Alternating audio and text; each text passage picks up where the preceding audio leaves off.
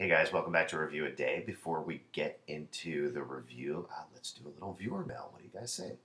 Atari1777 asked if I would do an Incredible Hulk week since the movie is coming out on Friday, and an all Batman week as well. Well, I'm definitely going to do an all Batman week at some point because I definitely have enough trades for that. As for the Hulk thing, tune into the stack on Friday where we are going to have a all green, all Hulk spectacular. So look forward to that. I'm not going to ruin it for you guys what we're talking about, but let's just say we all saw the movie and are going to review it for you guys. You know, just in quotes. And here's another question. Hector over on Vimeo posted up. On the average, do you think that cartoons, comic books, etc., from different countries translate badly to our own language and culture? Excuse me. This is in reference to Battle Royale, which I talked about yesterday. And I think that's a really good question, Hector. I was actually having a conversation the other day about Death Note with some friends. And what we were talking about, they're doing an American movie of Death Note, and one of the people we were talking to was arguing there's no way that they could ever do Death Note here in America because you have the whole Shinigami Death God thing going on, as well as other elements of a different culture. And I tend to agree to a certain extent. I think when you are reading a comic book or watching a cartoon that is from an inherently different culture, there is going to be a different value system inherent. There's going to be a different history inherent. There's going to be different things that they draw on. That doesn't mean you can't understand it. I know a lot of times I've read things that come from other countries, and inherently I can understand, okay, this is not my value system, this is not my belief system. I can surmise that in this country, this is their value system, this is their belief system. And as long as you can make that leap, and as long as the author makes the general themes accessible, you know, we all live, we all love, we all work, we know what families are, even though around the world people interact with their families differently. So as long as you can make those leaps, I think it's not necessarily a problem. You're working with, I guess, a bad author or one who is working on a very specific point in history that only has a relationship to that particular country. No, of course, you're not going to be able to understand it.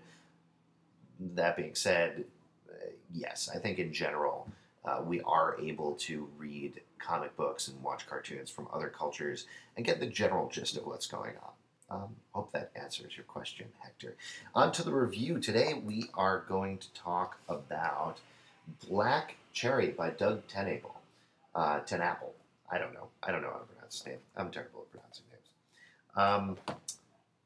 I am very torn about Doug Tennapel's work. He is the creator of Earthworm Jim and a number of really, really well done graphic novels.